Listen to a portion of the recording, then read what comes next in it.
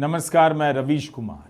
अपने ट्रंप साहब को हुआ क्या है, भारत की याद आ रही है तो एयरफोर्स वन लेकर आ जाएं दिल्ली। कोई नहीं रोकने वाला इंदिरा गांधी इंटरनेशनल एयरपोर्ट पर। जैसे अमृतसर एयरपोर्ट पर उन्होंने अमेरिका के सैनिक विमान भेज दिए, किसी ने नहीं रोका। भारतीयों को हथकड़ी पहनाकर भेज दिया, किसी ने नहीं रोका।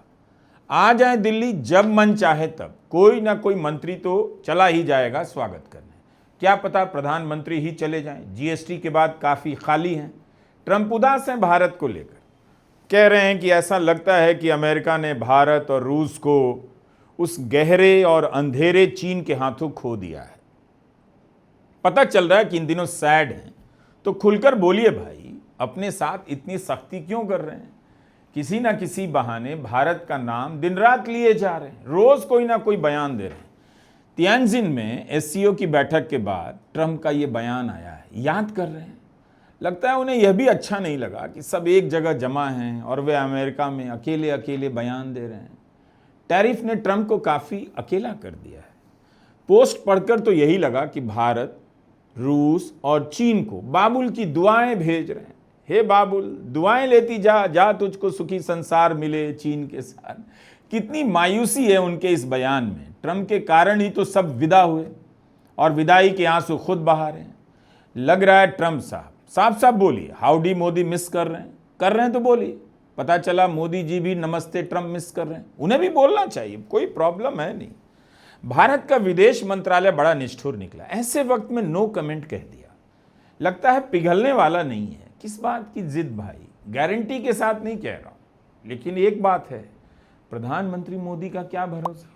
पता चला ट्रंप को रात में व्हाट्सएप पर हाय भेज दिया। ट्रंप हैं कि डर के मारे हाय का जवाब नहीं दे रहे, क्योंकि उन्हें आज ही भारत स्थित अमेरिकी दूतावास ने बनारस की यह खबर भेज दी है। खबर में क्या है कि एक गैंग चल रहा है बनारस से, जिसने 18,000 अमेरिकी को स्पैम के जरिए ठग लिया है। और ठगने वालों में गुजरात के भी 6 लड़के शामिल हैं, सब इंजीनियर हैं। ट्रंप परेशान, हाय मोदी जी ने ही भेजा है या बनारस के रोहनिया वाले कॉल सेंटर से आया है। तभी मोदी जी हाय डिलीट कर देते हैं और सीधे कॉल मिला देते हैं। उधर से जवाब आता है, कौन, जयशंकर? नहीं, मैं नरेंद्र, पुराना दोस्त। ट्रंप इमोशन में है, चुप हैं। प्रधानमंत्री समझते हैं ट्रंप को, बोलने लग जाते हैं, दोस्त कैसे हो? उधर से कोई जवाब नहीं आ रहा, फिर भी बोल रहे, नहीं रे, ऐसा नहीं कहते कि अमेरिका ने भारत को खो दिया है। भारत ने अभी अमेरिका को नहीं खोया है। मैं तो अब भी अमेरिका को दिन रात याद करता हूँ। खोया खोया चांद दिन में ही सुनने लगता हूँ। प्रधानमंत्री मोदी ट्रंप से कहे जा रहे हैं। वो तो मैंने जज्बात में कह दिया कि सभी भारत के लोग भारत की कंपनियों से ही चीज़ें खरीदें। कहने के लिए कहा था। दिल्ली में दिल नहीं लग रहा था तो गुजरात चला गया, मारुति की फैक्ट्री में इलेक्ट्रिक व्हीकल को झंडी भी दिखा दी। दिल तो चाहता था कि टेस्ला के शोरूम में जाऊं, वहां अपनी सरकार भी है, लेकिन मुझे पता चल गया कि आपने मस्क को खो दिया है। मस्क अब आपके साथ दिखाई नहीं देते। ट्रंप का क्या किया जाए, सीईओ के साथ डिनर में मस्क को नहीं बुलाया। वैसा ही है कि सुन कल पार्टी है, तू आना, लेकिन मोहन को मत लाना, मस्क को मत लाना। उसने हमें नहीं बुलाया तो मैं भी उसे नहीं बुलाऊंगा।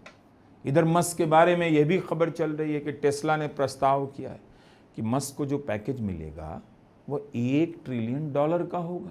इतनी सैलरी, इतना पैकेज आज तक किसी का नहीं हुआ। यह खबर भी उसी दिन आई जिस दिन महाराष्ट्र के ट्रांसपोर्ट मंत्री ने टेस्ला खरीद ली और टेस्ला के विकास में योगदान दे दिया। प्रधानमंत्री मोदी ये सब बता सकते हैं ट्रंप को कि दोस्त, आप आत्मनिर्भर भारत की बात का बुरा मत मानना। मेरी ही पार्टी के मंत्री ने भारत में सबसे पहला व्यक्ति है जिसने टेस्ला खरीदी है। हम लोग कहते कुछ और हैं, करते कुछ और हैं। आपको पता होगा, महाराष्ट्र के ट्रांसपोर्ट मिनिस्टर हैं प्रताप सरनाइक जी। भारत में पहली टेस्ला कार उन्होंने खरीदी। अब ट्रांसपोर्ट मिनिस्टर को पहली कार नहीं मिलेगी तो किसे मिलेगी? रजिस्ट्रेशन होगा, अगर नहीं मिलेगी तो। जब मुंबई में टेस्ला का शोरूम खुला तो मुख्यमंत्री फडणवीस उद्घाटन करने गए। उसके अगले दिन गए उप मुख्यमंत्री एकनाथ शिंदे, उन्होंने टेस्ला चलाकर देख ली, लेकिन दोनों ने खरीदी नहीं, शायद पसंद नहीं आई हो। टेस्ला के शोरूम का उद्घाटन मुख्यमंत्री ने किया, अगले दिन उप मुख्यमंत्री ने कार चलाकर देखी और कार किसने खरीदी? ट्रांसपोर्ट मिनिस्टर प्रताप सरनाइक ने। केबीसी में यही सब तो सवाल आते हैं, तो आज से इसे याद कर लीजिए। केबीसी भी भारत का यूपीएससी है। भारत में पहली टेस्ला खरीदने वाले व्यक्ति का नाम, सही जवाब, महाराष्ट्र के ट्रांसपोर्ट मंत्री प्रताप सरनाइक। टेस्ला से जो आत्मनिर्भरता आएगी उनके जीवन में, वो मारुति से वैसे भी नहीं आने वाली थी। तो प्रताप सरनाइक ने अच्छा काम किया। अब कह रहे हैं पोते के लिए खरीदा।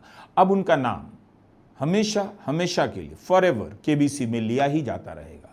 जो केबीसी में लिया जाएगा वही तो भारत का इतिहास कहलाएगा। ब्रिटेन की उप प्रधानमंत्री हैं एंजेला रेनर। उनका पत्र आपको देखना चाहिए। अलग ही लेवल की नैतिकता है। इस्तीफा दे दिया। एथिक्स को लेकर जांच हुई तो पता चला कि उन्होंने गलती की है। फ्लैट खरीदा था तो उसका टैक्स कम दिया। इतनी सी बात के लिए एंजेला ने इस्तीफा दिया और इस बात को लेकर जांच भी हो गई।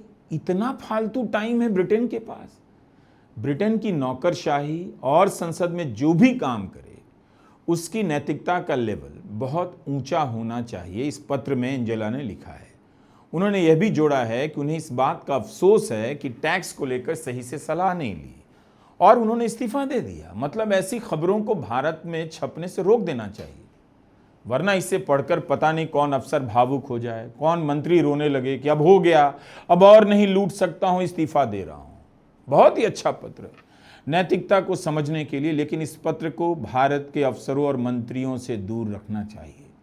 महाराष्ट्र के ही उप मुख्यमंत्री का एक वीडियो आपने देखा होगा वायरल। आईपीएस अफसर, महिला आईपीएस अफसर को फोन पर कह रहे हैं अवैध खनन के खिलाफ जो कार्रवाई की जा रही है उसे रोक दीजिए।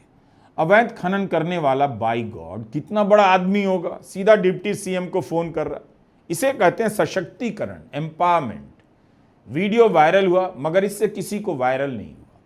यह ठीक नहीं है। खबरें छप गईं, लेकिन उप मुख्यमंत्री का कोई कुछ बिगाड़ सकता है? नेवर। उप मुख्यमंत्री ने भी सफाई दे दी है कि उनका इरादा हस्तक्षेप करना नहीं था, तनाव ना बढ़ जाए इसके लिए फोन किया। कितना सुंदर इरादा है। जहां जहां अफसर चोरी डकैती के खिलाफ कार्रवाई करते हुए पाए जाएं, उन्हें डिप्टी सीएम को फोन करना चाहिए कि मेरा इरादा दखल देना नहीं है, बस देख लेना, तनाव ना बढ़ जाए। भारत में इन्हीं कारणों से न्याय का इतिहास नहीं लिखा जाना चाहिए। किसी ने तो इसकी गारंटी दी है, वरना उमर खालिद, गुलफिशां, मीरन हैदर, शर्जील इमाम को जमानत नहीं मिली। तो कई अखबारों ने संपादकीय लिखे, ज़्यादातर अंग्रेजी के हैं, यह ठीक नहीं हुआ। ट्रायल भी नहीं, मुकदमे की सुनवाई नहीं, 5 साल गुजर गए और आप जमानत नहीं दे रहे। कपिल सिब्बल ने तो बाकायदा प्रेस कॉन्फ्रेंस की है, लेकिन उन्हें भी पता है कि कोई सुन नहीं रहा है।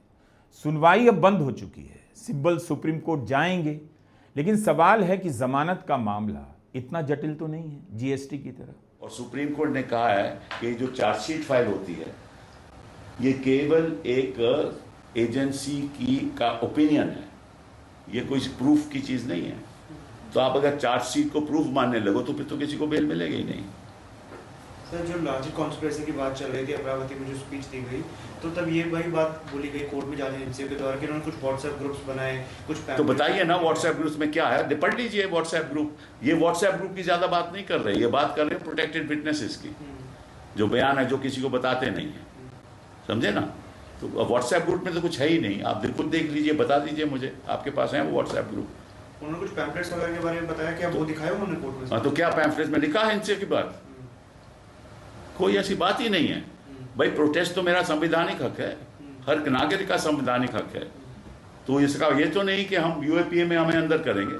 कोई तरीका है जिससे आप खुद को समझा सकते हैं कि बिना सज़ा के मुकदमे की सुनवाई के किसी को 5 साल जेल में रखते हैं और ज़मानत नहीं देते। ऐसा लगता है कि भारत में जेल जाना ही एकमात्र संभावना बच गई है। हर किसी पर जेल का खतरा मंडरा रहा है और जेल जाने के नाम पर घर बैठा आदमी भी घबरा रहा है।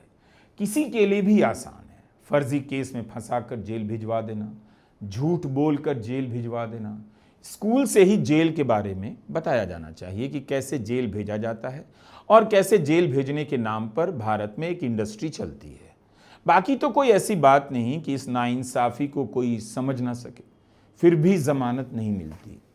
ज़मानत ना देने वाले जजों का नाम क्या केबीसी में पूछा जाएगा? अगर यह इतना महान फैसला है तो केबीसी में पूछा जाना चाहिए। नमस्कार, मैं रवीश कुमार।